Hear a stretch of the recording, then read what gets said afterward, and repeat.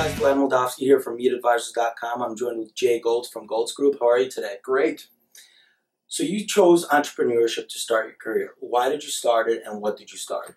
First of all, that's where the joke starts. In 1978, when I graduated with an accounting degree, you weren't supposed to go into business for yourself. There was no classes on it. I took an interest test. It wasn't even listed as one of the professions. It wasn't even considered a profession. That's what you did if you didn't go to college. So I got an accounting degree, and everybody said to me, when are you sitting for the CPA exam? And I said, I'm not. I decided to go into business, and they looked at me like I said I was moving to the moon. You know, you're going to waste your degree. And at the time, I didn't know what else to do because I really didn't like accounting. I liked the beginning of it, but I didn't like the studying tax code. And I had done picture framing in high school and college, and I was selling artists' frames with the son of the frame store owner, and he and I started a business together, and we were putting ourselves through school on it, and I liked it. And I thought, well, I'll give it a shot. If it doesn't work, I'll go get a job.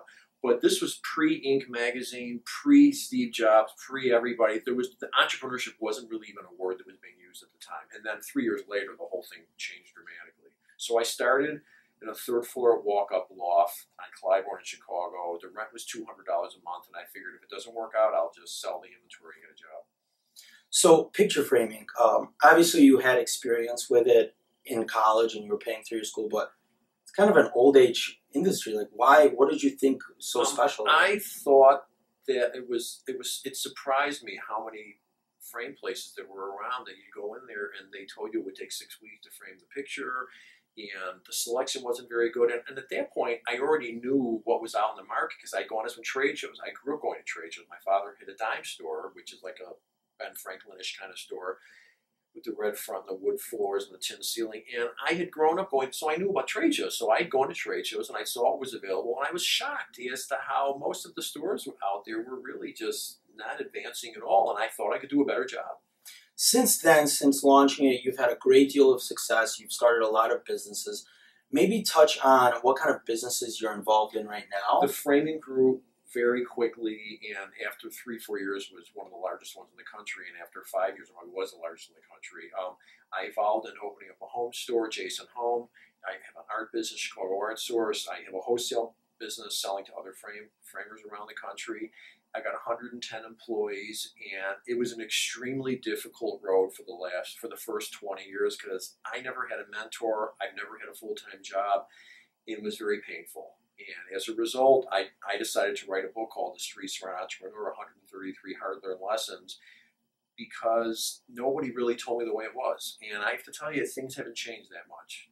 So, entrepreneur, we talked about a little bit before, but you've started a lot of businesses, and we mentioned that it's almost like an addiction. You know, maybe take us through, what do you see an entrepreneur? I'm an entrepreneur. What makes me an entrepreneur?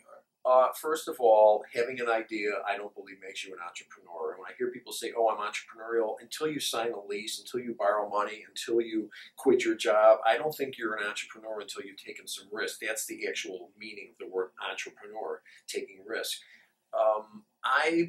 I've started 10 companies over the years, and it's kind of intoxicating. And once you get good at, oh, well, I can do that, and sometimes you can't. So I've gotten into businesses over the years that didn't work, that I got out of quickly. But at the end of the day, this is going to sound very boring, but it comes down to the 3 things in college: marketing, management, and finance. And the problem is, most people are usually really talented at one. That's why they want to go into business. They're competent at the second one, and the third one, oh, I don't like the accounting stuff. Oh, I'm not a salesperson. Oh, I hate managing people.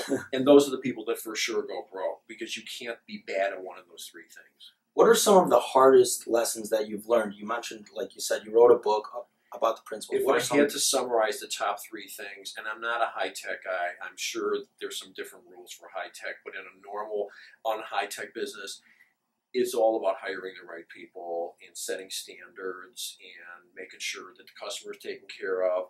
And on the finance side, it's absolutely understanding the difference between profit and cash flow. And these days, people throw around the phrase, oh, I'm having a cash flow problem. And a lot of times it's not. They have a profit problem, which is why they have no cash. And if you don't understand how to make sure the business always has cash in it, you're going to go broke.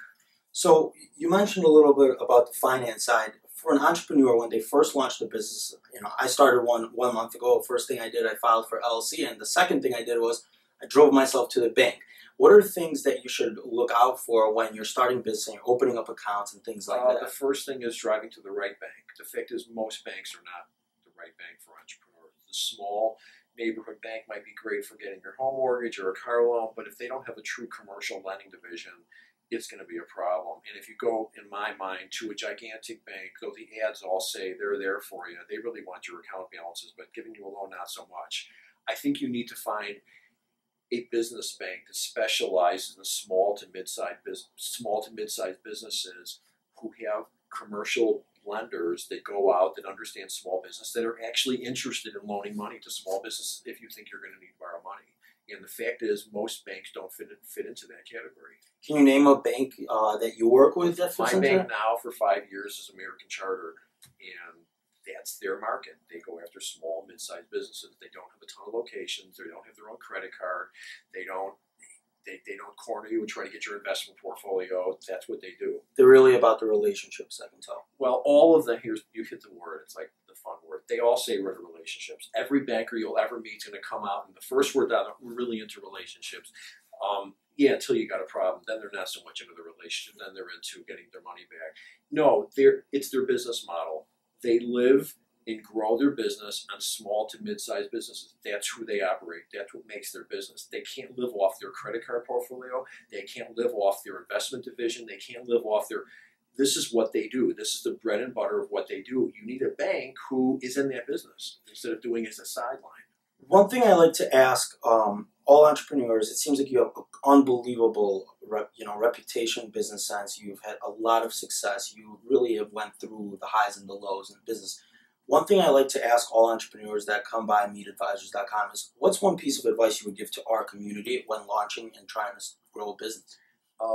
There's a lot of bad advice out there, and the one that I cringe every time I heard it is the one that goes like, follow your passion and the money will follow. I meet a lot of people that go broke and they're all very passionate. That's just not enough. Make sure the math works. Follow your passion, no problem. Make sure the math works, because if the math doesn't work, meaning you can't figure out how to make any money, it'll be a very expensive hobby. It won't. There's a lot of businesses that just won't work in 2014. I'd think twice before I'd open up another cupcake store. I'm sure some of them will make it fine, but there's going to be lots of them that aren't going to make it. Jay, I want to say thank you so much for joining us today. You're quite the character. We enjoyed having you. I'll take that as a positive. And I'm sure that we're going to be in touch here, and I'm looking forward, to beginning a relationship and growing it together. Does that mean you're lending me money? I'm not going to be lending you money, but if you're looking for funds, I have some guys that can help you out. Okay, very good. Thanks. Guys, check out MeetAdvisors.com for more videos and blogs. Thanks for watching.